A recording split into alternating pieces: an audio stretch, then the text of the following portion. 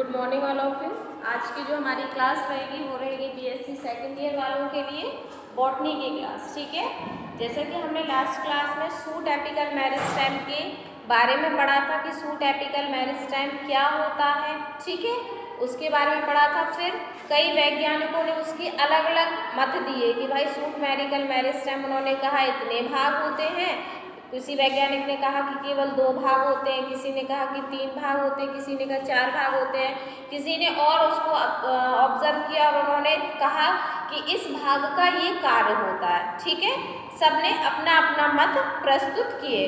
तो इनमें जो सूट एपिकल मेरिस्टेम की थ्योरी है, हम ऑलमोस्ट 2 थ्योरी पढ़ चुके हैं।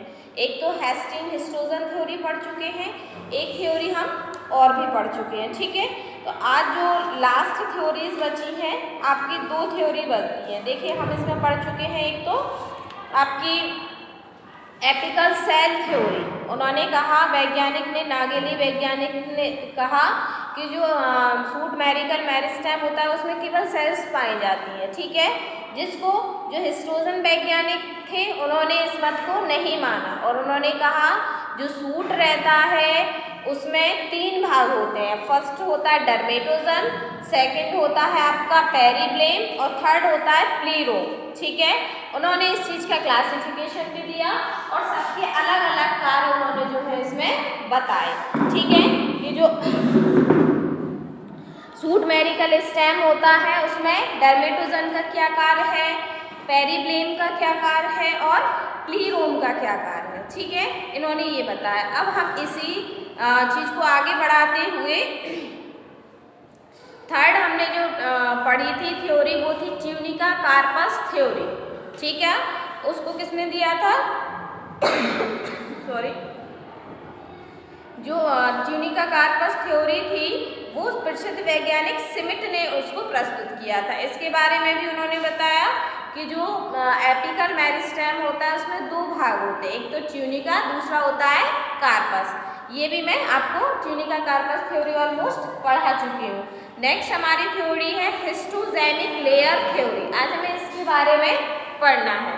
जो हिस्टोजेनिक लेयर थ्योरी है, किस वैज्ञानिक ने प्रस्तुत किया, क्या उन्होंने इसमें मत रखा अपना, बाकी वैज्ञानिकों ने इनका समर्थन किया नहीं किया, इन सब के बारे में जानेंगे। ठीक है, तो जो हिस्टोजेनिक लेयर थ्योरी थी वो प्रसिद्ध वैज्ञानिक डरमन ने दी, डरमन 1947 में। ठीक है, मतलब डरमन जो वैज्ञानिक थे उन्होंने 1947 में कौन सी थ्योरी दी, हिस्टोजेनिक लेयर थ्योरी।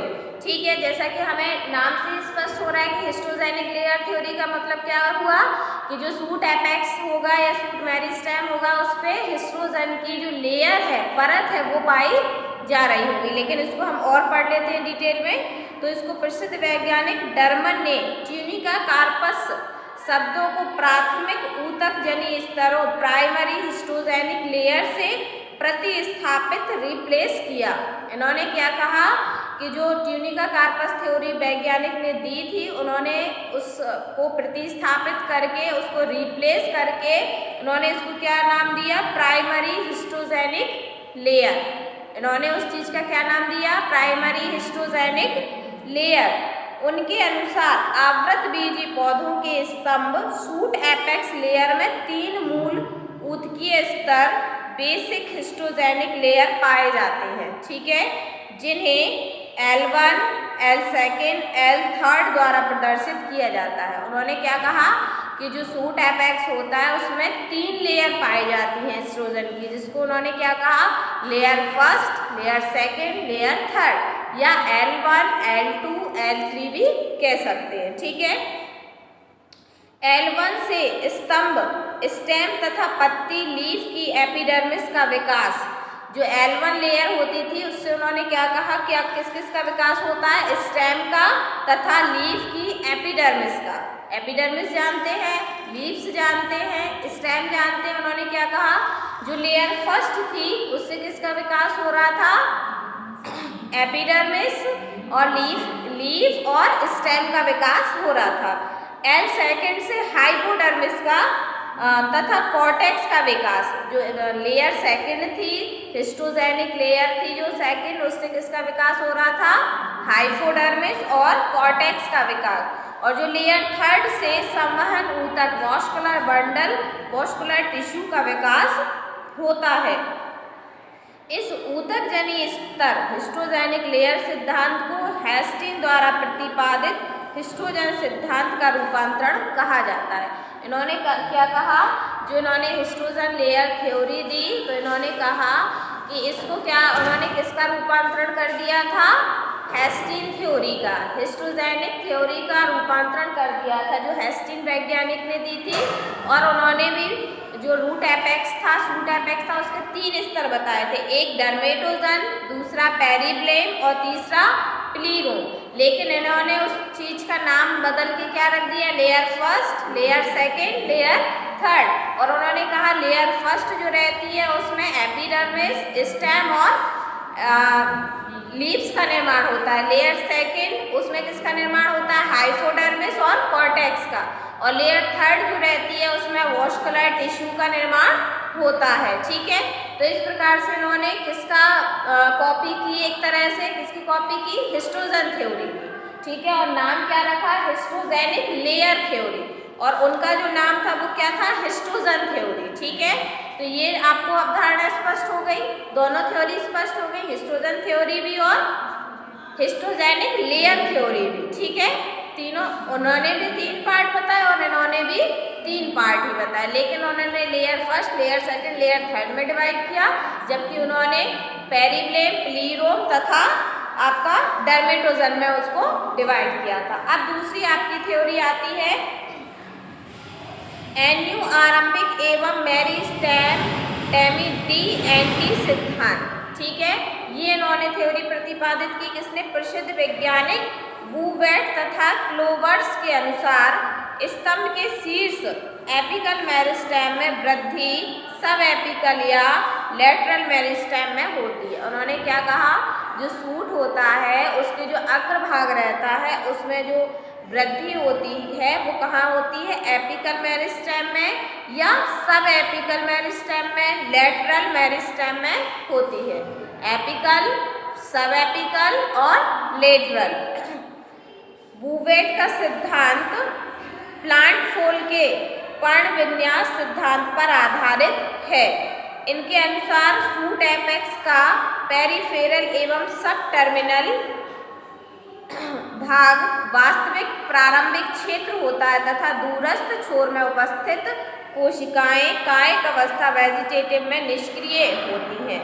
वूवेट के अनुसार शीर्षस्थ मेरिस्टेम को निम्न 3 क्षेत्रों में विभाजित किया। इन्होंने 3 भागों में उसको बांटा और इनकी थ्योरी जो थी वो किस पर डिपेंड करती थी, उनकी लीव्स के अकॉर्डिंग। ठीक है, लीव्स पर डिपेंड करती थी। उन्होंने 3 भागों में इसको बांटा। फर्स्ट थी एनुआई इंसीलियर रीजन। ठीक है, ये क्षेत्र पर्धीय होता था। पर्धीय मतलब बाहरी की जो पर्धी रहती है, ठीक है, पर्धीय होता है जिसकी कोशिकाएं एक्टिव होती हैं। ठीक है, एक्टिव जो सेल्स है इसमें पाई जाती थी। दूसरा इन्होंने बांटा इसको मेरिस्टेमा डी अटेंट। यह प्रायः प्रतीक्षा मेरिस्टेम, वेटिंग मेरिस्टेम कहलाता है, जो केवल पुष्प क्रम अथवा टर्मिनल फ्लावर के निर्माण के समय सक्रिय होता है। ये वैसे तो पाया जाता है लेकिन केवल जब पुष्प का निर्माण होता है तभी ये क्या होता है, सक्रिय होता है। इसलिए इसको हम क्या बोलते हैं, वेटिंग मेरिस्टेम। मतलब ये पुष्प के आने का वेट करता है और जब पुष्प आता है तभी ये क्या होता है, एक्टिव होता है। ठीक है, थर्ड उन्होंने दिया मेरिस्टेम मेड्यूलरी। यह केंद्रीय क्षेत्र होता है जो पिथ कहलाता है। ये जो लीव्स है उसका केंद्र का क्षेत्र होता है और क्या कहलाता है, पिथ कहलाता है। इस सिद्धांत के अनुसार स्तंभ शीर्ष के दूरस्थ छोर पर स्थित मेरिस्टेमी डी एंटी की कोशिकाओं का निष्क्रिय इनएक्टिव माना जाता है। ठीक है, जो उसकी दूरस्थ कोशिकाएं रहती हैं वो कैसी रहती हैं, इनएक्टिव, मतलब एक्टिव नहीं होती है, सक्रिय नहीं होती हैं। इसके विपरीत अन्य सभी सिद्धांतों के अनुसार यह क्षेत्र शीर्षस्थ प्रारंभिक कोशिकाओं वाला होता है। प्रसिद्ध वैज्ञानिक बाल एवं कटर के अनुसार दूरस्थ छोर में स्थित कोशिकाएं सक्रिय रूप से विभाजित होती हैं जो संपूर्ण कायिक स्तंभ वेजिटेटिव स्टेम एपेक्स का निर्माण करती हैं। इन्हीं कारणोंवश बूवेट के सिद्धांत को मान्यता नहीं मिली। इस सिद्धांत को मान्यता इसलिए नहीं मिली क्योंकि इन्होंने कहा कि जो दूरस्थ कोशिकाएं रहती हैं वो एक्टिव नहीं रहती हैं, इनएक्टिव रहती हैं, सक्रिय नहीं होती है, निष्क्रिय होती है। जबकि अगर निष्क्रिय होती कोशिकाएं तो जो उनका सूट मेरिस्टेम की वृद्धि है वो कैसे संभव थी?